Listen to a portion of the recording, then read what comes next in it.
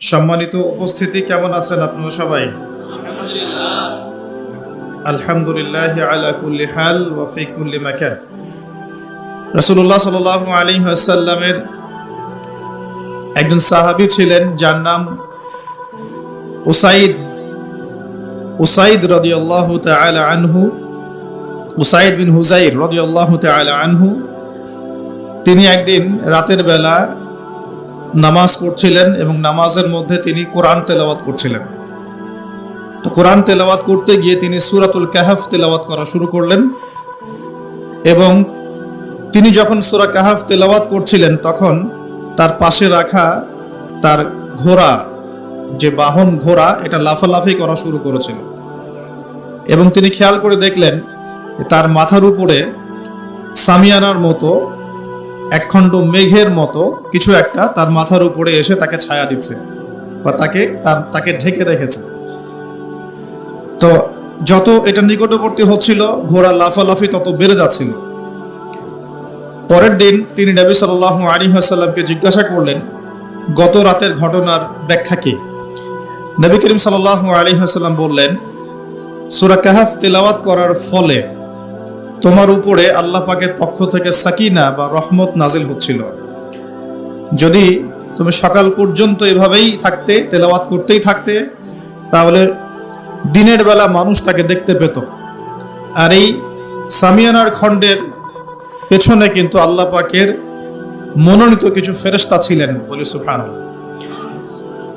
সূরাতুল কাহফ তেলাওয়াত করার একটা ব্যাপক ফজিলত এই হাদিস থেকে আমরা বুঝতে পারছি। একই সাথে এই হাদিস থেকে একটা দলিল পাচ্ছি যে যেখানে কোরআন এবং সুন্নাহর আলোচনা হয় বা আমরা দিন কেন্দ্রিক কথাবার্তা বলি, আল্লাহর জিকিরে ডুবে যাই, এই জায়গাগুলো কিন্তু আল্লাহ পাকের ফেরেশতারা ঘিরে রাখেন, যদিও বা আমরা তাকে চোখে দেখতে পারি না। বর্তমান শিক্ষা দর্শন আমাদেরকে শেখায় যে যা আমরা চোখে দেখি না, যাকে পরীক্ষাগারে প্রমাণ করা যায় না, যাকে যুক্তি বিজ্ঞান দর্শন দিয়ে প্রমাণ করা যায় না, তার কোনো অস্তিত্ব নাই, এমনটা বর্তমান শিক্ষা ব্যবস্থা আমাদেরকে শেখায়। এটা স্বতন্ত্র কোনো শিক্ষা ব্যবস্থা নয়, এটা হচ্ছে পশ্চিমা সভ্যতার আদলে গড়া একটা কাটপেস্ট শিক্ষা ব্যবস্থা। পশ্চিমারা বিশ্বাস করে জ্ঞান সেটাই যা মানুষ পরীক্ষা নিরীক্ষা, যুক্তি বিজ্ঞান বা দর্শনের মানদণ্ডে লাভ করে, সেটাই জ্ঞান। আর আল্লাহ পাক কুরআনুল কারীমে বলছেন সূরা কাহফের 29 নম্বর আয়াতে, ওয়াকুলিল হাক্কু মির রাব্বিকুম ফামান শাআ ফালইউমিন ওয়া মান শাআ ফালইয়াকফুর। আল্লাহ পাক বলছেন সত্য বা ন্যায় বা চূড়ান্ত জ্ঞান সেটা আল্লাহর পক্ষ থেকে আসে। যার ইচ্ছা হয় বিশ্বাস করুক, যার ইচ্ছা হয় অস্বীকার করুক। আল্লাহ রাব্বুল আলামিন বলছেন কোরআন হচ্ছে সত্যিকারের জ্ঞানের উৎস যা আল্লাহ পাকের পক্ষ থেকে আসে। আল্লাহ পাক সূরা আলাকের মধ্যে বলেছেন আল্লামাল ইনসান মা লাম ইয়ালাম। আল্লাহ পাক মানুষকে সেই জ্ঞান শিক্ষা দিয়েছেন যে জ্ঞান মানুষ জানতো না। তার মানে মানুষ সৃষ্টিগতভাবে জ্ঞানী ছিল না, আল্লাহ পাক তাকে জ্ঞানী করেছেন। আল্লাহ পাক সূরা বাকারার মধ্যে বলেছেন ওয়া আল্লামাল আদামা আসমাআ কুল্লাহা। তিনি আদম আলাইহিস সালামকে সমস্ত নাম শিক্ষা দিয়েছেন। এখানে নাম সমান সমান জ্ঞান। নাম মানে শুধু আব্দুর রহমান আব্দুর রহিম নয়, নাম মানে এখানে কি জ্ঞান। আদম আলাইহিস সালামের নিজস্ব কোনো জ্ঞান ছিল না, আল্লাহ রাব্বুল আলামিন তাকে জ্ঞান শিখিয়েছেন। আল্লামাল ইনসান মা লাম ইয়ালাম, তিনি মানুষকে সেই জ্ঞান শিক্ষা দিয়েছেন যা মানুষ জানতো না। আল্লাহ পাক আদম আলাইহিস সালামকে এমন জ্ঞান শিক্ষা দিয়েছিলেন যেই জ্ঞান ফেরেশতাদেরও ছিল না। আল্লাহ পাক ফেরেশতাদেরকে বলছেন তোমরা এই নামগুলো বলে দাও। তারা বলছেন লা ইলমা লানা ইল্লা মা আল্লামতানা, আমাদের কোনো জ্ঞান নাই, অতটুকুই আছে যা আপনি শিখিয়েছেন, এর বাইরে আমরা জ্ঞানী নই, এর বাইরে আমাদের কোনো জ্ঞান নেই। পক্ষান্তরে আদম আলাইহিস সালামকে যখন জিজ্ঞাসা করা হচ্ছে তুমি নামগুলো বলে দাও, আদম আলাইহিস সালাম সমস্ত নাম বলে দিলেন। বলি সুবহানাল্লাহ। এরপরেই কিন্তু সেই ঘটনা যে আদম আলাইহিস সালামকে আল্লাহ পাক ফেরেশতাদেরকে দিয়ে সেজদা করালেন। এটা শারীরিক গঠনের কারণে নয়, বাহ্যিক সৌন্দর্যের কারণে নয়, বরং জ্ঞানের মর্যাদার কারণে আল্লাহ রাব্বুল আলামিন ফেরেশতা জাতিদেরকে দিয়ে আমাদের পিতা আদম আলাইহিস সালামকে সিজদা করিয়েছেন। আমার কথা কি বুঝতে পারছেন? তার মানে আমরা সম্মানিত হয়েছি আল্লাহর কাছে জ্ঞানের মানদণ্ডে, এবং এই জ্ঞান আমরা নিজের অর্জন করতে পারি নাই, বরং আল্লাহ পাক আমাদেরকে জ্ঞান শিখিয়েছেন। এই জ্ঞান বা সত্যের চূড়ান্ত মানদণ্ড হচ্ছে আল্লাহর ওয়াহি, যেটা সর্বশেষ রূপ হচ্ছে কোরআন এবং সুন্নাহ। কোরআন এবং সুন্নাহ হচ্ছে সর্বশেষ আল্লাহর পক্ষ থেকে নাজিলকৃত ওয়াহি, যার মধ্যে মানবতার প্রতিটা বিষয়ের সমাধান দেয়া আছে ইনশাআল্লাহ তাআলা। আমরা এখন যে জ্ঞান তত্ত্ব শিখছি, যেটাকে আমরা ফিলোসফির ভাষায় বলি এপিস্টিমোলজি, এই শব্দটার সাথে ইউনিভার্সিটি লেভেলের যে টিচাররা আছেন তারা পরিচিত। এটাকে বলা হয় এপিস্টিমোলজি বা জ্ঞান তত্ত্ব। পশ্চিমা জ্ঞান তত্ত্ব হচ্ছে এটা, একটু বোঝার চেষ্টা করি। আমরা এখন শিক্ষা ব্যবস্থা নিয়ে অনেক কথাই বলছি, কিন্তু এর গোড়া আমরা ধরতে পারছি না। এখন আমরা ডালপালা নিয়ে নাড়াচাড়া করছি। ডারউইনের মতবাদ কেন, ইতিহাস বিকৃত কেন, মুসলিমদেরকে ছোট করা হচ্ছে কেন, সমকামিতা প্রমোট করা হচ্ছে কেন, আমরা সমস্যার ডালপালাগুলো ধরে টানাহাচড়া করছি, কিন্তু সমস্যার গোড়াটা আমি আপনাদেরকে বলছি আজকে ইনশাআল্লাহ। সমস্যার শেকড়টা হচ্ছে এখানে। এই শব্দটার নাম এপিস্টিমোলজি বা জ্ঞান তত্ত্ব। এটা কি জিনিস? এটা হচ্ছে একটা দর্শন, একটা মানদণ্ড, যে মানদণ্ডের ভিত্তিতে আমরা জ্ঞান শিখি। আমরা কোন মানদণ্ডে জ্ঞান শিখি? মুসলিমরা এমন মানদণ্ডে জ্ঞান শেখে, আমরা বিশ্বাস করি জ্ঞান আল্লাহর পক্ষ থেকে আসে। আমরা বিশ্বাস করি যে জ্ঞান মানুষের সৃষ্টির সাথে সাথেই তার ভিতরে ছিল না। আমরা বিশ্বাস করি জ্ঞান আল্লাহ পাক শিক্ষা দেন, এবং এমন জ্ঞান শিক্ষা দেন যা আমরা জানতাম না। আল্লাহ পাক মহাজ্ঞানী সত্তা, তার জ্ঞান অসীম। আমরা খুব ক্ষুদ্র সৃষ্টি, আমাদের জ্ঞান খুব সসীম। এই সসীম সৃষ্টি, অসীম জ্ঞানী আল্লাহ রাব্বুল আলামিনের জ্ঞানকে পেনিট্রেট করতে পারবে না। তাই আমাদের উচিত হচ্ছে আল্লাহ পাকের মহাজ্ঞানের সামনে আত্মসমর্পণ করা। এর নাম ইসলাম। আমরা এমন ফিলোসফি ফলো করি, কথা কি বুঝতে পারছেন? আমরা আরো ফলো করি, ইমানদার হতে হলে আমাদেরকে গায়েবে বিশ্বাস করতে হবে, যেমন আল্লাহ, ফেরেশতা, আসমানি কিতাব, নবী রাসূল, পরকাল, তাকদীর। এগুলোর মধ্যে শুধু আসমানি কিতাব কোরআনই চোখে দেখা যাচ্ছে, এটা চোখে দেখা যাচ্ছে, বাকি আর কোনো কিছুই আমরা চোখে দেখছি না। আমরা আল্লাহকে দেখিনি, আমরা ফেরেশতাও দেখছি না, আমরা আগের আসমানি কিতাবগুলো দেখি নাই, শুধু কোরআন দেখছি। কোনো হতবাকা মুসলিম তো কোরআনও দেখে না, তাদের কথা স্বতন্ত্র। আমরা নবী রসুলগণকেও দেখি নাই, এমনকি আমাদের নবী মুহাম্মদ সাল্লাল্লাহু আলাইহি ওয়াসাল্লামকেও দেখি নাই। আমরা পরকালের কোনো ধাপ দেখিনি, এবং আমরা তাকদীর বা ভাগ্যের ভালো মন্দও দেখি নাই, দেখেছি। তার মানে এই 6টা পিলার প্রতিটাই গায়েব বা অদৃশ্য। আমরা মুসলিমরা বিশ্বাস করি এই অদৃশ্যের জগতে বিশ্বাস না করা পর্যন্ত একজন ব্যক্তি মুমিন হতে পারবে না। আলিফ লাম মিম যালিকাল কিতাব লা রাইবা ফিহি হুদাল লিল মুত্তাকিন। কারা মুত্তাকি? আল্লাযীনা ইউমিনুনা বিল গায়বি, যারা গায়েবে বিশ্বাস করে। আর এই গায়েবটা কি? এই 6টা পিলার হচ্ছে গায়েব। ইমানের 6 পিলার হচ্ছে কি? গায়েব। এখন আমাদের এপিস্টিমোলজি এমন, আমরা বিশ্বাস করি মহাজ্ঞানী সত্তা আল্লাহ পাকের পক্ষ থেকে জ্ঞান নাজিল হয়, মানুষ জ্ঞান প্রডিউস করতে পারে না। আমার কথা কি বুঝতে পারছেন? এখন এর বিপরীতে যে জ্ঞানতাত্ত্বিক দর্শনটা আছে, এই জ্ঞানতাত্ত্বিক দর্শনের জন্ম হচ্ছে পশ্চিমা সভ্যতায়। কবে জন্ম হয়েছে? ওই ফরাসি বিপ্লবের পরপর। এটা বেশি দিন হয় নাই। ফরাসি বিপ্লবের পরপর 1800 থেকে 1900 সালের মাঝামাঝি, এটাকে অনেকে 1750 থেকে শুরু করেন হিসেব করা, কিন্তু মূল রেভলিউশন শুরু হচ্ছে 1800 সালের পর থেকে। এই 1800 সালের পর থেকে নিয়ে পশ্চিমা সভ্যতা একটা পরিবর্তন দেখা দেয়। কিরকম পরিবর্তন? তারা ধর্ম থেকে বের হয়ে চাক্ষুষ দর্শনে বিশ্বাস করা শুরু করে। তারা গির্জা, পোপ এগুলোকে এলিমিনেট করে, বাদ দিয়ে এমন একটা দর্শন চালু করে যে চোখে যা দেখা যায় তাই বিশ্বাস করব। ধর্মীয় কিতাব, গ্রন্থ, নবী রাসূল, পরকাল এগুলোর কোনো কনসেপ্ট আমরা বিশ্বাস করব না। ওরা এরকম একটা এপিস্টেমোলজি ফিক্স করে ফেলে।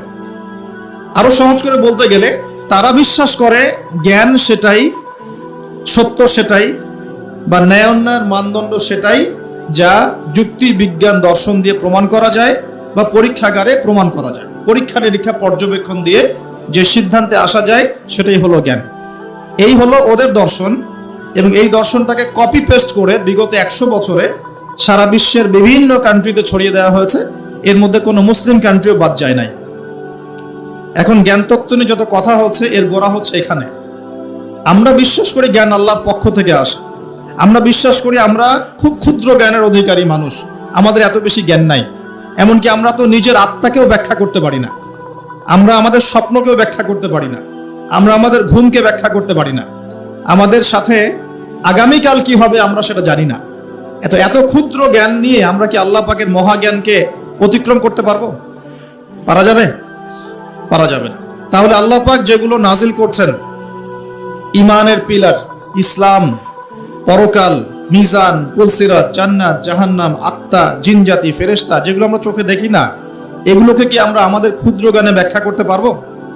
পারবো না। কিন্তু তাদের দর্শনটা এমন, তারা মনে করে যে পরীক্ষা নিরীক্ষা, যুক্তি বিজ্ঞান, দর্শন দিয়ে যা পাবো সেটাই জ্ঞান। উদাহরণ দিয়ে বোঝাচ্ছি, তাহলে বুঝতে পারবেন। আমরা জিন জাতিকে বিশ্বাস করি, করি কিনা? করি কিনা?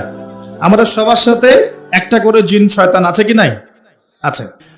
তবে এখনকার বিশ্বে বেশিরভাগ শয়তান কিন্তু পশ্চিমা সভ্যতায় থাকে। কথা কি বুঝতে পারছেন? আচ্ছা, তো আমরা জিন জাতিকে বিশ্বাস করি। আমাদেরকে যদি বলা হয় কেন বিশ্বাস করেন, এর পিছনে যুক্তি কি, বিজ্ঞান কি, দর্শন কি, আমরা বলবো যে আমরা যুক্তি বিজ্ঞান দর্শনের আলোকে জিন জাতিকে বিশ্বাস করি না। আমরা বিশ্বাস করি এই আলোকে আল্লাহ পাক বলেছেন, ওয়ামা খালাকতুল জিন্না ওয়াল ইনসা ইল্লা লিয়াবুদুন। আল্লাহ পাক তার সর্বশেষ গ্রন্থ, মহাগ্রন্থ আল কোরআনে বলেছেন, সূরা জারিয়াতের 56 নম্বর আয়াতে, ওয়ামা খালাকতুল জিন্না ওয়াল ইনসা ইল্লা লিয়াবুদুন, আমি জিন আর মানব জাতিকে শুধুমাত্র আমার ইবাদত করার জন্যই সৃষ্টি করেছি। আল্লাহ পাক বলেছেন, আমি বিশ্বাস করি, এটাই আমার দর্শন। কারণ আমার জ্ঞান ক্ষুদ্র, আল্লাহর জ্ঞান অসীম। আমি যা জানি না আল্লাহ পাক সেটা জানেন। এই হলো আমাদের সহজ সরল দর্শন। অনেকেই দর্শনটাকে বলতে পারে মৌলবাদী দর্শন, অনেকে বলতে পারে এটা হচ্ছে ধর্মান্ধ দর্শন। এই শব্দগুলো কি শোনেন এখন?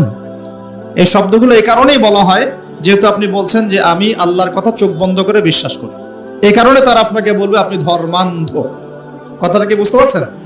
আর আমরা কোরআন এবং হাদিস ঘাটাঘাটি করে দেখছি, এরকম ধর্মান্ধ না হতে পারলে আপনি মুসলিম হতে পারবেন না। কথা কি বুঝতে পারছেন? আল্লাহ পাক যা বলেছেন চোখ বন্ধ করে বিশ্বাস করার নাম ইসলাম।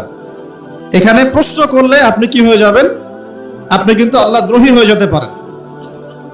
এখন পশ্চিমারা বলছে যে জিন জাতিকে তারা বিশ্বাস করে না। কেন বিশ্বাস করে না? কারণ জিনকে আপনি যুক্তি দিয়ে প্রমাণ করতে পারবেন না, বিজ্ঞান দিয়ে এখনো প্রমাণ করতে পারেন নাই, কোনো দর্শন দিয়ে প্রমাণ করতে পারছেন না। এমনকি ল্যাবরেটরিতে বসে গবেষণা করেও আপনি জিনের অস্তিত্ব প্রমাণ করতে পারছেন না। পারছেন না। এই কারণেই পশ্চিমারা এটাকে বিশ্বাস করবে না এবং ওদের আদলে গড়া কোনো শিক্ষা ব্যবস্থাই এটাকে স্বীকার করবে না। আমি কি বোঝাতে পারছি সমস্যার গোড়া কোথায়? সমস্যার গোড়াটা এই জ্ঞানতাত্ত্বিক দর্শনে, যেটাকে আমরা বলি এপিস্টেমোলজি। আমরা বলছি আমরা ফেরেশতায় বিশ্বাস করি, ফেরেশতায় বিশ্বাস করি। কেন বিশ্বাস করি? আমাদের উত্তর একটাই, আল্লাহ পাক বিশ্বাস করতে বলেছেন তাই করি। আল্লাহ পাক ইমানের পিলারের মধ্যে ফেরেশতার কথা বলেছেন তাই করি। তার নবী মুহাম্মদ সাল্লাল্লাহু আলাইহি ওয়াসাল্লাম আমাদেরকে বিশ্বাস করতে বলেছেন, হাদিসে আছে, কোরআনে আছে, এই কারণে করি। এখন আপনার বিশ্বাসকে তারা বলতে পারে ধর্মান্ধ বিশ্বাস, মৌলবাদী কনসেপ্ট। এখন প্রশ্ন হচ্ছে তারা কেন বিশ্বাস করে না? উত্তর, ফেরেশতাকে আপনি পরীক্ষা নিরীক্ষা পর্যবেক্ষণের মাধ্যমে প্রমাণ করতে পারবেন না। ল্যাবরেটরিতে বসে ফেরেশতার অস্তিত্ব আপনি প্রমাণ করতে পারবেন না। আপনি কোনো যুক্তি বিজ্ঞান দর্শন দিয়ে ফেরেশতার অস্তিত্ব প্রমাণ করতে পারবেন না। এই জ্ঞান আল্লাহ পাক আপনাকে দেন নাই। এখানে জ্ঞানতাত্ত্বিক পার্থক্য। আমরা আল্লাহতে কেন বিশ্বাস করি, কেন ধর্মে বিশ্বাস করি? কারণ আমরা আল্লাহ রাব্বুল আলামিনকে অদৃশ্যে বিশ্বাস করি, না দেখেই বিশ্বাস করি, এবং আল্লাহ পাকের সর্বশেষ আসমানি কিতাব কোরআন এবং তার ব্যাখ্যা হাদিসে বিশ্বাস করি। এখানে আল্লাহ পাকের অস্তিত্ব আল্লাহ পাক জানান দিয়েছেন, আমরা বিশ্বাস করি। তারা বিশ্বাস করে না কেন? কারণ তাদের দর্শন হচ্ছে আল্লাহকে দেখা যায় না, তাই বিশ্বাস করি না। ফেরেশতাদেরকে দেখা যায় না, বিশ্বাস করি না। আত্মাকে দেখা যায় না কিন্তু বিশ্বাস করে। স্বপ্ন এর ব্যাখ্যা করা যায় না, কোনো কোনো ক্ষেত্রে বিশ্বাস করে। তারা কবরের আযাব, পরকাল, জান্নাত, জাহান্নাম, মিজান, পুলসিরাত এগুলো তো বিশ্বাস করে না, কারণ এগুলোকে আপনি ল্যাবে প্রমাণ করতে পারছেন না। এই জ্ঞানতাত্ত্বিক পার্থক্যের কারণেই এখনকার যে জ্ঞান চর্চার জগৎগুলো বা শিক্ষাক্ষেত্রগুলো, এগুলো দুই ভাগে ভাগ হয়ে গেছে। এক ভাগ আল্লাহ পাকের ওহিতে বিশ্বাসী আস্তিক এবং আনুগত্যশীল শিক্ষা ব্যবস্থা, আরেকটা হচ্ছে আল্লাহ পাকের অস্তিত্বে অবিশ্বাসী নাস্তিক এবং কুফরি শিক্ষা ব্যবস্থা। আমি কি বোঝাতে পারছি? এই দুই ভাগে এটা ভাগ হয়ে গেছে। এই দুই ভাগে কি হয়েছে? ভাগ হয়ে গেছে। এখন কোরআন এবং সুন্নাহ ভিত্তিক শিক্ষা ব্যবস্থায় কিন্তু মানব জীবনের সমস্ত সমস্যার সমাধান আছে। কিন্তু এখানে গিয়ে আমরা কোরআন সুন্নাহকে হাতে নিয়ে বৈষয়িক বিষয়গুলোকে চ্যালেঞ্জ করতে ব্যর্থ হয়েছে। কোনো কোনো ক্ষেত্রে কোরআন সুন্নাহকে হাতে নিয়ে আমরা অর্থনীতিকে চ্যালেঞ্জ করতে পারছি না, রাজনীতিকে চ্যালেঞ্জ করতে পারছি না, বিজ্ঞানকে চ্যালেঞ্জ করতে পারছি না, প্রযুক্তিকে চ্যালেঞ্জ করতে পারছি না, কিন্তু কোরআন সুন্নাহ আমাদের হাতে আছে। এটা আমাদের সমস্যা, এটা কোরআন সুন্নাহর সমস্যা নয়। এটা কাদের সমস্যা? এটা আমাদের ব্যর্থতা বা আমাদের সমস্যা যে আমরা কোরআন সুন্নাহকে হাতে নিয়েও কোনো কোনো ক্ষেত্রে চলমান বিশ্বের সংকট মোকাবেলা করতে পারছি না। এটা কিন্তু সত্য কথা। যদি পারতাম তাহলে তো গোল্ড ইজ মানি এই কথাটাকে ব্যাখ্যা করে বোঝাতে হতো। অনেকদিন আগে যখন বলেছিলাম যে পেপার মানি অরিজিনাল ইসলামিক কারেন্সি না, অনেক ট্রলের শিকার হয়েছে এবং এখনো হচ্ছে, কিন্তু এখনো বোঝাতে ব্যর্থ হচ্ছে আমরা যে গোল্ড ইজ মানি। তো কোরআন সুন্নাহর মধ্যে কিন্তু হেদায়েত এটা আছে, তারপরে কেন বুঝতে পারলো না? বিকজ এটাকে হাতে নিয়ে সে অর্থনীতি চ্যালেঞ্জ করতে পারে নাই। তা আমরা এখানে কমপ্লিট কোড অফ লাইফ পেয়েও চলমান বিশ্বের সংকটগুলো অনেক ক্ষেত্রে মোকাবেলা করতে পারছি না। আর এদের উদ্দেশ্য কি? এই কুফরি যেটা দর্শন, যেটা আল্লাহর অস্তিত্বে বিশ্বাস করে না, পরকালে বিশ্বাস করে না, ফেরেশতায় বিশ্বাস করে না, চাক্ষুষ যা দেখে এর বাইরে কিছুই বিশ্বাস করে না, এই শিক্ষা দর্শনের উদ্দেশ্য হচ্ছে শুধুমাত্র দুনিয়ার কনস্ট্রাকশন, দুনিয়ার ইকোনমিক্স, দুনিয়ার পলিটিক্স, দুনিয়ার ফাইন্যান্স, দুনিয়ার প্রযুক্তি, অনলি দুনিয়া। পরকালীন কোনো চেতনা এদের মধ্যে আপনি পাবেন না। এই দুটো একটা পার্থক্য। আল্লাহ পাক এখানে বলছেন ইহকালের জীবনটা খুবই ক্ষুদ্র, যেটা এতই ছোট যে সমুদ্রের মধ্যে আঙ্গুল ডোবালে যতটুকু পানি হাতে লেগে থাকে এটা দুনিয়া, বাকি মহাসাগরটা হচ্ছে আখেরাত। আর এই আখেরাতে মুক্তি দিবে কোরআন সুন্নাহ ভিত্তিক শিক্ষা ব্যবস্থা। আর আপনি যখন কুফরি বা দুনিয়াবি দর্শন কেন্দ্রিক শিক্ষা ব্যবস্থাতেই পড়ে থাকবেন, তখন এটা দুনিয়ায় ফায়দা দিবে, পরকালে কিন্তু কোনো ফায়দা দিবে না। এখানে একটা প্রশ্ন আসবে, তাহলে কি আমরা দুনিয়াবি শিক্ষা ব্যবস্থায় শিক্ষিত হব না? উত্তর হচ্ছে অবশ্যই হব, অবশ্যই হব। তবে কোরআন এবং সুন্নাহর শিক্ষার মানদণ্ড ঠিক রেখে তারপরে আমি দুনিয়াবি শিক্ষার বিষয়গুলো দিকে ফোকাস করব। ইসলামের প্রারম্ভিক যুগে, সোনালী যুগে এই বিশ্বকে মুসলিমরা যা দিয়েছে, গণিতের কথা বলেন, জ্যোতির্বিজ্ঞানের কথা বলেন, মেডিকেল সায়েন্সের কথা বলেন, হ্যাঁ, বায়োলজির কথা বলেন, ফিলোসফির কথা বলেন, ইকোনমিক্সের কথা বলেন, বা এই যে আমরা বলি ভূগোলের কথা বলেন, অঙ্কশাস্ত্র বলেন, অ্যালগোরিদম বলেন, প্রতিটা সেই ডিপার্টমেন্ট যার উপর ভিত্তি করে এখনকার সভ্যতা দাঁড়িয়ে আছে, এগুলো মুসলিমদের হাতে এই পৃথিবী দেখেছে, অমুসলিমদের হাতে দেখে নাই। ওই সময়কার মুসলিমরা কি পিছিয়ে পড়েছিলেন? জি না, ওই সময়কার মুসলিমরা আমাদের চাইতে বেশি এগিয়েছিলেন। তারা কোরআন এবং সুন্নাহকে গবেষণা করে চলমান বিশ্বের সমস্ত সমস্যার সমাধান দিচ্ছিলেন। কিন্তু আমরা এখন কোরআন সুন্নাহকে হাতে নিয়ে চলমান বিশ্বের প্রতিটা ডিপার্টমেন্ট নিয়ন্ত্রণ করতে পারছি না। এটা আমাদের ব্যর্থতা, এটা কোরআন সুন্নাহর ব্যর্থতা নয়। এখানে সলিউশনটা কি, এটা বলে আমি আগে সামনে যাব। এখানে মূল বিষয়টা হচ্ছে যে আল্লাহ রাব্বুল আলামিন আমাদেরকে সৃষ্টি করেছেন একটা বিশাল উদ্দেশ্য নিয়ে, সেটা হলো ওয়ামা খালাকতুল জিন্না ওয়াল ইনসা ইল্লা লিয়াবুদুন। আল্লাহ পাক আমাদেরকে সৃষ্টি করেছেন যাতে আমরা তার ইবাদত করি। ইবাদত করার জন্য আমাদের দরকার কিছু গাইডেন্স। এই গাইডেন্স আল্লাহ পাক দিয়েছেন কোরআনে এবং হাদিসে। প্রয়োজন একজন শিক্ষকের, মহান শিক্ষক দিয়েছেন মুহাম্মদুর রাসূলুল্লাহ সাল্লাল্লাহু আলাইহি ওয়াসাল্লামকে, যাকে দেখে শিখতে হবে। আমরা তাকে দেখছি না, তার সাহাবীরা তাকে দেখেছেন, তার পরের জেনারেশন সাহাবীদেরকে দেখেছেন, তারপরের জেনারেশন তাবেঈদেরকে দেখেছেন। এভাবে আস্তে আস্তে আস্তে আস্তে এই জ্ঞানটা চলে আসছে। এখন আমরা উলামায়ে কেরামকে দেখছি যারা কোরআন এবং সুন্নাহকে ব্যাখ্যা করছেন এবং এর আলোকে যুগ এবং জিজ্ঞাসার জবাব দেওয়ার চেষ্টা করছেন। এখন আমার সামনে কোরআন সুন্নাহ কিন্তু স্পষ্ট আছে, এবং কোরআন এবং সুন্নাহে শুধুমাত্র এক কেন্দ্রিক সমাধান দেয়া নাই, মানুষের জীবনের প্রতিটা ডিপার্টমেন্টের সমস্যার সমাধান এখানে দেয়া আছে।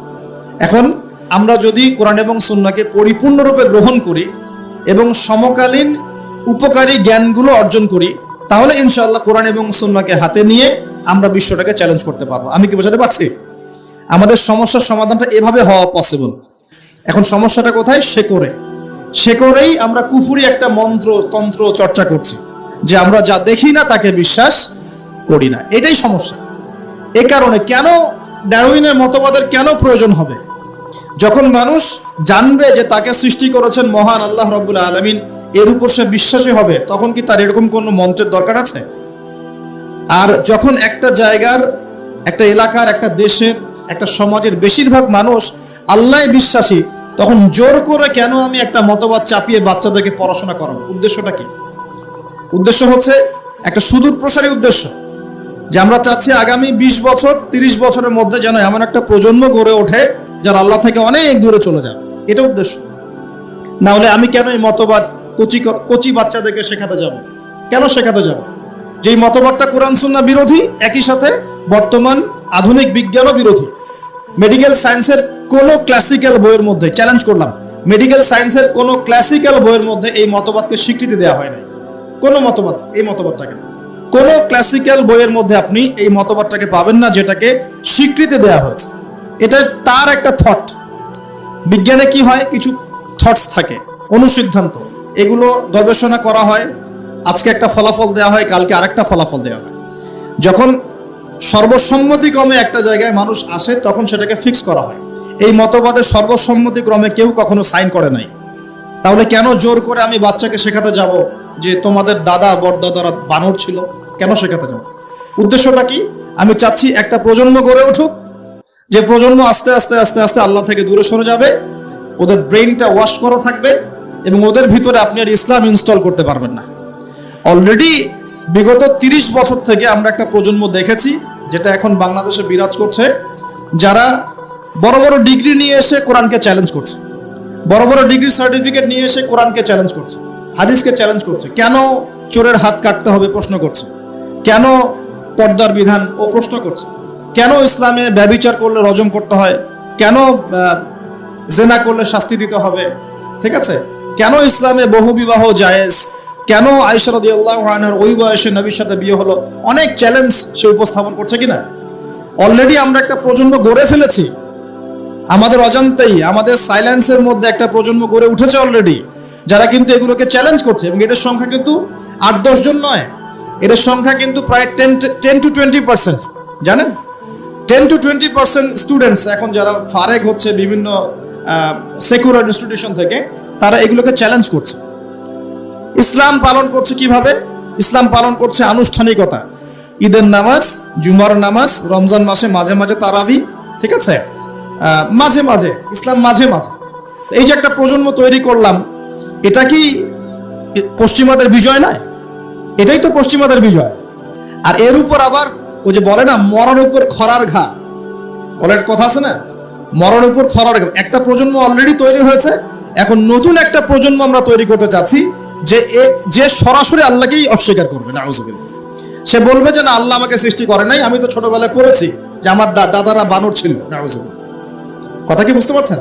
সমস্যার গোড়ায় চলে আসে। সমস্যার গোড়া হচ্ছে যে একটা সুদূর প্রসারী এজেন্ডা বাস্তবায়ন করার চেষ্টা করা হচ্ছে। কি এজেন্ডা?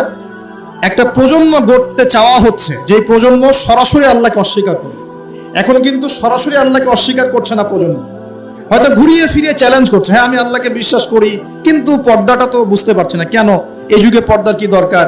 ওই যুগে না হয় এই ছিল সেই ছিল, হ্যাঁ এখন কি আর ওই রকম যুগ আছে? এখন তো এগিয়ে যাওয়ার যুগ, এখন তো খোলামেলা পোশাক পরা যায়, হাত কাটার কি দরকার? এগুলো তো মৌলবাদী আইন, বর্বর আইন মনে হচ্ছে। হ্যাঁ, ধর্ষণ করলে কেন এরকম রজম করতে হবে? ওরা কিন্তু আল্লাহকে স্বীকার করছে ঠিকই, করার পরে এই প্রশ্নগুলো উত্থাপন করছে এখনকার জেনারেশন, এই জেনারেশনটা। আর আমরা চাচ্ছি আরেকটা জেনারেশন তৈরি হোক যারা এইসব প্রশ্ন করবে না, সরাসরি অস্বীকার। আমি মনে বোঝাতে পারছি না। শয়তান একবারে কখনো আপনাকে আঘাত করে না। শয়তান, আল্লাহ পাক কি বলছেন? ওয়ালা তাত্তাবিউ খুতুওয়াতিশ শায়াতিন, খুতুওয়াতিশ শায়াতিন অথবা খুতুওয়াতিশ শয়তান। তোমরা শয়তানদের বা শয়তানের খুতুয়া মানে পদাঙ্ক অনুসরণ করো না। পদাঙ্ক মানে ফুটপ্রিন্ট, আপনার পায়ের ছাপ, এটাকে পদাঙ্ক, খুতুয়া বলা হয়। পায়ের ছাপ। আপনি কি পায়ের ছাপে এক লাফ দিয়ে এক জায়গায় যান, নাকি স্টেপ বাই স্টেপ যান? বলেন তো। স্টেপ বাই স্টেপ এটা চালু করার চেষ্টা করা হচ্ছে, স্টেপ বাই স্টেপ। প্রথমে একটা প্রজন্ম সরাসরি আসেনি যারা আল্লাহকে অস্বীকার করবে, এসেছে যারা আল্লাহকে স্বীকার করে, স্বীকার করার পরেও চ্যালেঞ্জ করছে, এটা কেন, ওইটা কেন, এটা কেন, ওইটা কেন, এটা ভালো না, ওইটা খারাপ, ইসলামকে মডিফাই করতে হবে, মডারেশন লাগবে, ইসলামের এই অংশটা ভালো, এটা মানবো, এটা খারাপ, এটা মানবো না। ওরা চ্যালেঞ্জ করছে। কিন্তু এখন চাওয়া হচ্ছে আরেকটা প্রজন্ম তৈরি করতে যে চ্যালেঞ্জ করবে না, সরাসরি অস্বীকার করবে। আমি কি বোঝাতে পারছি? এই হলো গোড়ার সমস্যা। এখন আপনি কিভাবে সলভ করবেন এগুলোকে? শুধু একটা ওয়াজ মাহফিলের মঞ্চে বসে কেউ একজন ব্যাখ্যা করলে সমস্যা সলভ হবে না। শুধুমাত্র 2-4 জন আলেম কথা বলবেন, বাকিরা চুপ করে থাকবে, সমস্যা সলভ হবে না। আমরা দেখেও না দেখার ভান করব, শুনেও না শোনার ভান করব, বুঝেও না বোঝার ভান করব, এভাবে সলভ হবে না। আমরা যদি মনে করি যে এগুলো সামান্য বিষয়, বাচ্চা কাচ্চা এগুলো টুকটাক শিখলে কি বা সমস্যা, তাহলে সমস্যা আছে। ইনজেক্ট করা হচ্ছে আস্তে আস্তে। আপনাকে একবারে কিন্তু বিষ প্রয়োগ করা হবে না, স্লোলি স্লোলি আপনাকে আস্তে আস্তে নিয়ে যাওয়া হবে। এটা সুদূর প্রসারী একটা মাস্টার প্ল্যান। ইসরায়েল নাম শুনেছেন তো? সে কি হঠাৎ করে বিশ্বে সেই রুলিং স্টেট হয়ে গেছে? আস্তে আস্তে, গ্র্যাজুয়ালি, আস্তে আস্তে আস্তে আস্তে আস্তে আস্তে এখন পুরো সবার টুটি চিপে ধরে যায়। ধরে নাই? এখনকার প্ল্যান হচ্ছে এই যে মসজিদুল আকসা যেটা আমরা বলি, এটাকে সরিয়ে দিয়ে টেম্পল নির্মাণ করার প্ল্যান এখনকার প্ল্যান। এই সাহসটা কি 70 বছর আগে হয়েছিল? বিগত 70 বছরে আস্তে আস্তে খুতুয়া এসছে। ব্রিটেনের হাত ধরে ধরে চলেছে কয়েকদিন, আমাকে সাপোর্ট দাও, আমাকে সাপোর্ট দাও। ব্রিটেন সাপোর্ট দিয়েছে। কোন ব্রিটেন? যে 200 বছর আমাদেরকে শাসন করেছিল, মনে আছে? ওই 200 বছরের শাসনে মুসলিমরা ওদের বিরুদ্ধে বিদ্রোহ করে নাই, যুদ্ধ করে নাই, জিহাদ করে নাই। তিতুমিরের নাম মিটিয়ে দেওয়ার চেষ্টা করা হচ্ছে, হাজী মোহাম্মদ শরীয়তুল্লাহর নাম মিটিয়ে দেওয়ার চেষ্টা করা হচ্ছে। ফারায়েজি আন্দোলন একটা বিশাল আন্দোলন ছিল না? ওটা আস্তে আস্তে স্কিপ করা হচ্ছে কি না? ব্রিটিশ পিরিয়ডে কি মুসলিমরা তাদেরকে দমন করার জন্য প্রচেষ্টা চালায় নাই, নাকি মুসলিমরা চুপ করে বসেছিল? কোনটা? মুসলিমরাই তো অগ্রগামী ছিল। ওই ব্রিটেনের হাত ধরেই সে আস্তে আস্তে এগিয়েছে, ব্রিটেন ওকে জায়গা করে দিয়েছে। অটোম্যান এম্পায়ারও যখন ডিফিটেড হলো 1914 সালের দিকে, তখন ওই জেরুজালেমটা খালি করে ব্রিটেন বলেছে তোমরা এখানে থাকো। ওদের জন্য জায়গা খালি করে দেওয়া হয়েছে। ওরা তখন এখানে এসে কেবল ওই বসতি স্থাপন করা শুরু করেছে, রোহিঙ্গাদের মতো কেবল বসতি স্থাপন করা শুরু করেছে।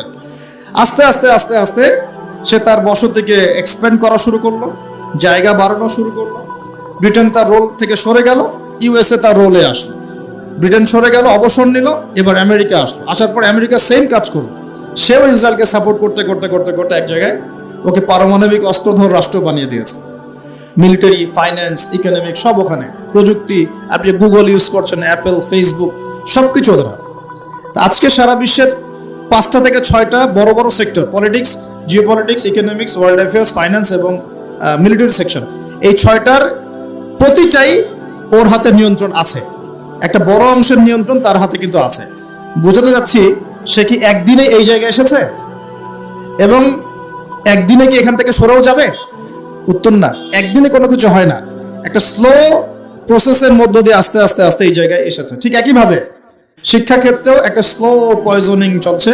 আস্তে আস্তে দেখবেন এমন একটা জায়গায় যাওয়ার চেষ্টা করা হবে যখন এই প্রজন্ম সরাসরি আল্লাহকে অস্বীকার করা শুরু। এটাই মাস্টার প্ল্যান। এখন এগুলো বুঝতে হলে কি লাগবে? এগুলো বুঝতে হলে প্রথমত আমার কোরআন এবং সুন্নাহর জ্ঞান লাগবে, ফার্স্ট অফ অল। তারপর কি লাগবে? বেশি বেশি আমল লাগবে। যার আমল যত সুন্দর, তার কলবে আল্লাহ নূর তত বেশি আসবে ইনশাআল্লাহ। এরপর কি লাগবে? মন। হিংসা, বিদ্বেষ, গীবত, তহমত, সমালোচনার অপসংস্কৃতি মুক্ত একটা কলবুন সালিম, স্বচ্ছ মন। এই স্বচ্ছ মনের মধ্যে আল্লাহ নূর আসে। আর কি লাগবে? আর লাগবে সচেতনতা, বসিরা, অন্যান্য সাবজেক্টগুলো সম্পর্কে পড়াশোনা করা, বিশ্বের পরিস্থিতি বোঝা, ইতিহাস পড়া, আগামী দিনে কি হতে যাচ্ছে এই বিষয়গুলো সম্পর্কে স্ট্র্যাটেলজিক্যাল পড়াশোনা করা। তখন দেখা যাবে আপনি ধরতে পারবেন সমস্যার গোড়া কোথায়, সলভ কিভাবে করতে হবে। আমরা কি সমস্যার গোড়াটা বুঝতে পারছি? কিছুটা আজ করতে পারছি সমস্যার গোড়া কোথায়? এগুলো সমস্যার গোড়া।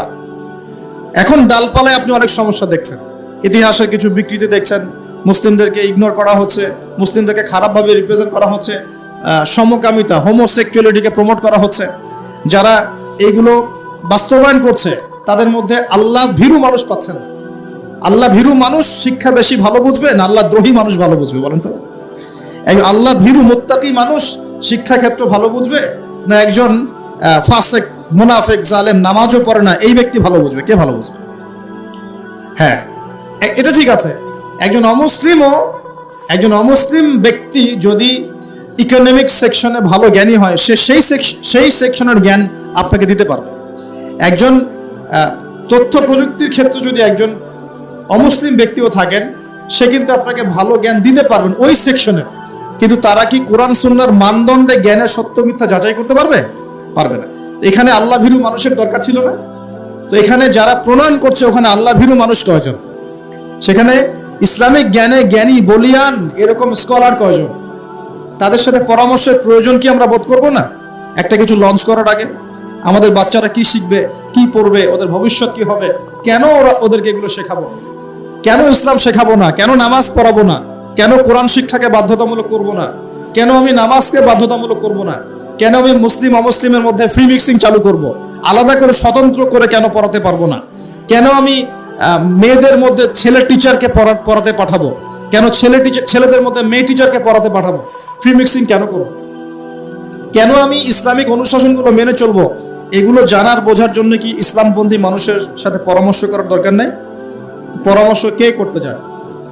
সবাই যে যার মতো কাজ করছে। এর ফল কিন্তু শুধু আমরা ভোগ করবো তা নয়, যারা এগুলো লঞ্চ করছে তাদের বাড়ির সন্তানরা এর ফল ভোগ করবে। দেখে নিয়ে কথা বুঝতে পারছেন না? এগুলোর ফল শুধু আমরা একা ভোগ করছি তা নয়, এর ফল পুরো জাতিকে ভোগ করতে হবে যদি এখনই বিকল্প কোনো ব্যবস্থা বা এর সলিউশন লঞ্চ করা না যায়। দেখুন, আল্লাহ রাব্বুল আলামিন আমাদেরকে এই পৃথিবীতে এমনি এমনি পাঠান নাই।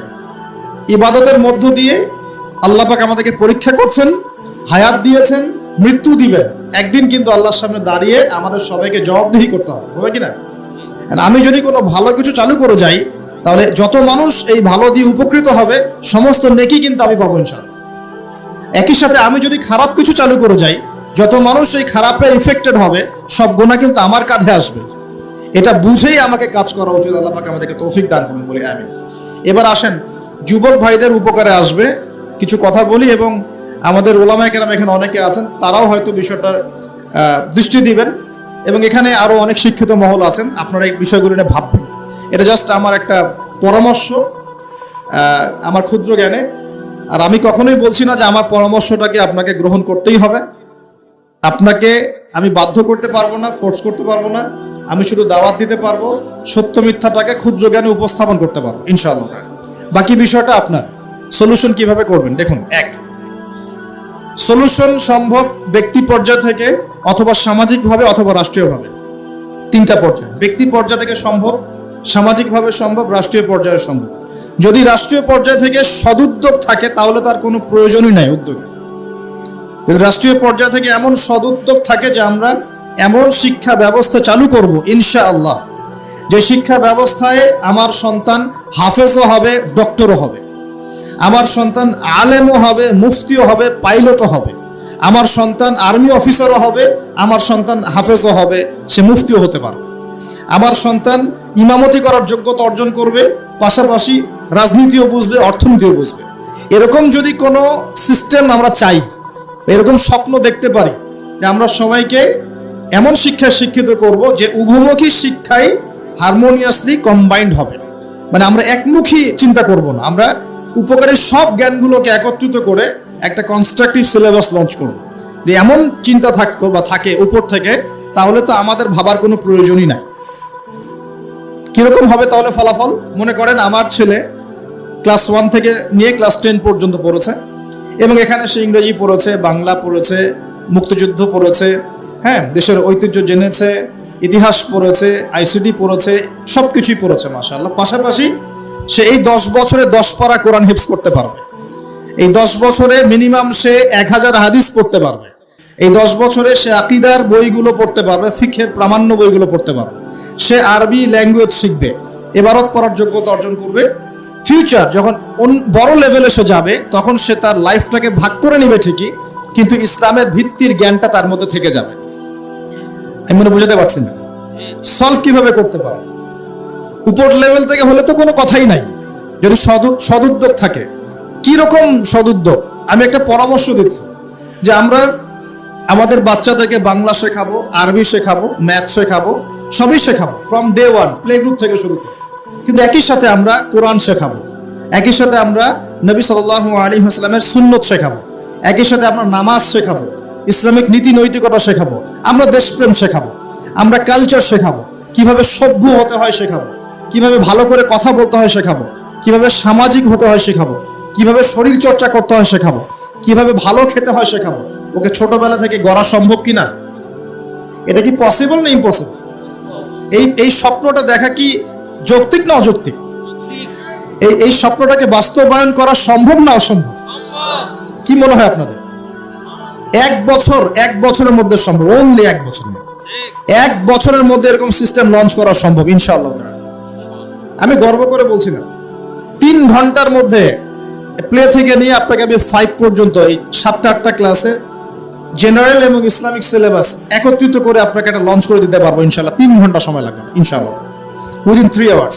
এই 3 ঘন্টার মধ্যে প্রতিটা ক্লাসের মধ্যে তারা ইংলিশ মিডিয়াম ব্যাকগ্রাউন্ডের ইংরেজি শিখবে, বাংলা মিডিয়াম ব্যাকগ্রাউন্ডের বেঙ্গলি শিখবে, তারা ম্যাথামেটিক্স তো শিখবেই, আইসিটি বা যে তথ্য প্রযুক্তি বলেন, সাধারণ জ্ঞান, এগুলো শিখবে। পাশাপাশি ইসলামিক সিলেবাসে অ্যারাবিক, কোরআনের প্রারম্ভিক জ্ঞান, নবীর সুন্নত, আদব কায়দা, নীতি নৈতিকতা, নামাজ পড়া, ওযু করা, এই পুরো জিনিসটাকে সিলেবাস ওয়াইজ ফর্ম করা সম্ভব। 3 ঘন্টা লাগবে আমার ইনশাআল্লাহ, 3 ঘন্টা লাগবে। এটা 1 বছরের মধ্যে সম্ভব, পুরো শিক্ষাক্ষেত্র ঢেলে সাজানো। 1 বছর সময় লাগবে না ইনশাআল্লাহ, বিশ্বাস করো। এটা স্বপ্ন না, এটা বাস্তব। আজকে স্বপ্ন দেখছি, ইনশাআল্লাহ একদিন বাংলার মাটিতে বাস্তব হবে ইনশাআল্লাহ। যদি উপর থেকে সদুদ্যোগ থাকে তাহলে কোনো কথাই ছিল না, কিন্তু উপরে তো চাপ দেওয়ার মতো ক্ষমতা আমাদের কাছে আছে। আমরা উপরে দাওয়াত পেশ করতে পারি যে দেখুন, আমরা সবাই মুসলিম, আমাদের সবার সন্তান আমাদের সন্তান, আমরা সবাই বাঙালি, এই দেশটা আমাদের, এই জাতি আমাদের। আমরা কখনোই চাইবো না আমাদের সন্তানরা নষ্ট হয়ে যায়। আমরা চাইবো না আমাদের সন্তানরা শিখুক বানর থেকে আমরা হয়েছি। আমরা চাইবো না আমাদের সন্তানরা ভুল ইতিহাস শিখুক। আমরা চাইবো না আমাদের সন্তানরা সমকামিতা শিখুক। আমরা কখনোই চাইবো না আমাদের সন্তানরা জেনা করা শিখুক, নগ্নতা শিখুক। এগুলো আমরা চাইবো না। এগুলো কারা চায়? যারা এই জাতিটাকে ধ্বংস করতে চায়, এরা চায় এটা। আমি যদি সত্যিকার অর্থেই জাতির কল্যাণকামী হয়ে থাকি, আমাকে সবার জন্য ভাবতে হবে। তো এরকম যদি এডুকেশন প্যাটার্নটাকে একটু ঢেলে সাজানো যায়, এটাকে শেকড় থেকে উপরে ফেলার প্রয়োজন হবে না, একটু ঢেলে সাজাতে হবে। খালি ইসলামিক এডুকেশন এবং জেনারেল এডুকেশনটাকে জাস্ট কম্বিনেশন দরকার, একটা সুন্দর কম্বিনেশন। তখন দেখবেন আপনি বিসিএস ক্যাডারও হয়েছেন, এদিকে আপনি ইনশাআল্লাহ তাআলা ইনশাআল্লাহ হাফেজও হতে পারবেন, কোরআন বুঝতেও পারবেন, ইমামতিও করতে পারবেন, আপনি দাওয়ার কাজও করতে পারবেন ইনশাআল্লাহ। আমরা অনেক মুসলিম কান্ট্রিতে দেখেছি পাইলট যারা প্লেন এয়ারক্রাফট চালায়, অনেক পাইলট হাফেজ, অনেক ডক্টর তারা মুফতি, অনেক ইঞ্জিনিয়ার তারা মাশাআল্লাহ এদিকে ইফতাও কমপ্লিট করে ফেলেছেন। এরকমও পড়াশোনার সিস্টেম আছে। একটু খোঁজ নিয়ে দেখেন, মালয়েশিয়ায় দেখেন, মদিনায় দেখেন, সৌদিতে দেখেন, মিশরে দেখেন, দেখবেন এরকম সিস্টেম দিয়েছে তারা। General education, Islamic education combination করে এমন একটা প্রজন্ম দাঁড় করিয়েছে যে যারা জেনারেল শিক্ষিত মাশাআল্লাহ তারাও ইসলামের প্রতি সুধারণা রাখে, নামাজ পড়ে, কোরআন তেলাওয়াত করে, আর কিছু করুক না করুক দিন ইসলামের বেসিক জিনিস পালন করে। এটা কি ভালো না? এতে করে কি একটা জাতির যারা জনগণ তারা কি সুনাগরিক হবে না? এতে দেশের কল্যাণ না? এটা কি দেশের সম্পদ না? অ্যাসেট। অনেক বিজ্ঞানী আছে মুসলিম কান্ট্রির মধ্যে যারা হাফেজে কোরআন, যারা হাদিসের মুহাদ্দিস, ইফতা করেছেন, দাওরা দিয়েছেন, বড় বড় লেভেলে গিয়েছেন, পিএইচডি করেছেন, এমবিএ করেছেন, এদিকে এমফিল করেছেন, এদিকে আবার সায়েন্টিস্ট, এদিকে আবার মেডিকেল সায়েন্সে আছেন, এদিকে ইঞ্জিনিয়ারিং আছেন, এদিকে পাইলট, এদিকে আর্মি অফিসার, এরকম বহু মানুষ আছে। এটাই শিক্ষা। আমরা এখন এটাকে টুকরা টুকরা করে বিভক্ত করে ফেলছি। কিরকম করে? যেমন করে আমরা মুসলিম উম্মাহকে এখন দলে দলে ভাগ করেছি, এইভাবে, ঠিক এইভাবেই আমরা শিক্ষাটাকে বিভক্ত করে রেখে দিয়েছি। একটা লেভেলে যাওয়ার পরে মানুষ তার ক্ষেত্র বেছে নিবে, সেটা আলাদা। সেটা কমসে কম অনার্স লেভেলের পরে গিয়ে তারপরে আপনি ডিফারেন্ট সেক্টর চালু করতে পারেন। যে আমি অনার্স পর্যন্ত এগুলো কম্বিনেশনে পড়েছি, এখন আমি পিএইচডি করছি ইকোনমিক্সে, এখন পিএইচডি করছি আমি পলিটিক্যাল সায়েন্সে, ইন্টারন্যাশনাল রিলেশনশিপসে, আমি ইত্যাদি ইত্যাদি। এটা সম্ভব। যদি এখন প্রশ্ন ওঠে যে উপর থেকে তো কোনো উদ্যোগ যদি না থাকে তাহলে আপনি কি করবেন? এভাবেই ছেড়ে দিবেন আপনার প্রজন্মকে? তাহলে দ্বিতীয় ক্ষেত্রটা হচ্ছে সামাজিকভাবে কিছু উদ্যোগ নিতে হবে। সামাজিকভাবে উদ্যোগ কেমন? 2টো অপশন হতে পারে আমার পরামর্শ। এক, যে ইনস্টিটিউশনগুলো আমরা করেছি, অনেকে অনেক মাদ্রাসা করেছেন আলহামদুলিল্লাহ, অনেকে অনেক স্কুল করছেন কিনা? মাদ্রাসা করছেন, স্কুল করছেন, কেউ কলেজ করছেন, কেউ মক্তব চালু করছেন, অনেকভাবে আপনারা কাজ করার চেষ্টা করছেন, ঠিক আছে। যেগুলো গড়ে তুলেছেন অলরেডি, এগুলোর মধ্যে সিলেবাসে পরিবর্তন নিয়ে আসার চেষ্টা করুন, সিলেবাসে কম্বাইন্ড এডুকেশন নিয়ে আসার চেষ্টা করুন। এখানে জেনারেলকে বাদ দিয়ে শুধু ইসলামিক পড়লেও যেমন বিশ্বকে চ্যালেঞ্জ করা যাচ্ছে না, একইভাবে শুধুমাত্র ইসলামিকটা পড়ে জেনারেলটাকে আলাদা করে ফেললেও কিন্তু আমাদেরকে বিশ্ববাসী মূল্যায়ন করছে না। কথা কি বুঝতে পারছেন? দুটোর মধ্যে সমন্বয় দরকার। আর এই সমন্বয় করলে আমরা কিন্তু ফাসেক হয়ে যাব না। অঙ্ক কোনো অনইসলামিক সাবজেক্ট নয়, ইংরেজি কোনো অনইসলামিক সাবজেক্ট নয়, বিজ্ঞান কোনো অনইসলামিক সাবজেক্ট নয়, চিকিৎসা শাস্ত্র কোনো অনইসলামিক সাবজেক্ট নয়, ইঞ্জিনিয়ারিং কোনো অনইসলামিক সাবজেক্ট নয়। এগুলো কি, এই জ্ঞানগুলো কি আমরাই মানে প্রডিউস করেছি, না এই জ্ঞান আল্লাহ আমাদেরকে দিয়েছিলেন? বলেন তো। আপনি যদি কোরআন পড়েন, কোরআন পড়লে দেখবেন কোরআনকে 3 ভাগে ভাগ করতে পারবেন, যার একটা বড় অংশে থাকবে হিস্ট্রি বা ইতিহাস। আর ইতিহাস শাস্ত্র কি জায়েজ না জায়েজ? হিস্ট্রি জানা কি খারাপ না ভালো? বিশ্বের ভূ রাজনৈতিক প্রেক্ষাপট জানবো, এটা কি জায়েজ না জায়েজ? আমি যদি না জানি পুরো বিশ্বে কি চলছে, আমি কেমন করে ইসলামকে নিয়ে আগাবো বলেন? অর্থনীতি একটা জায়েজ সাবজেক্ট না জায়েজ সাবজেক্ট? ইকোনমিক্স যদি আমি না বুঝি, তাহলে আমি ব্যাংকিং সিস্টেম, ফাইন্যান্স কেমন করে লঞ্চ করব, কিভাবে আমি এটাকে ডিল করব? এখানে একটা শুরু থেকে সমস্যা হয়ে আসছে, আমরা দুটোকে একত্রিত করতে ব্যর্থ হয়েছি। তাহলে যে প্রতিষ্ঠানগুলো আছে, এগুলোকে যদি আমরা একটু সিলেবাসে কিছুটা পরিবর্তন আনার চেষ্টা করি, আমার মনে হয় আগামী 5 থেকে 10 বছরের মধ্যে আপনি একটা প্রজন্ম তৈরি করতে পারবেন, যারা বলবে না যে বানর থেকে আমি হয়েছি, যারা বলবে আমরা আল্লাহ থেকে হয়েছি ইনশাআল্লাহ।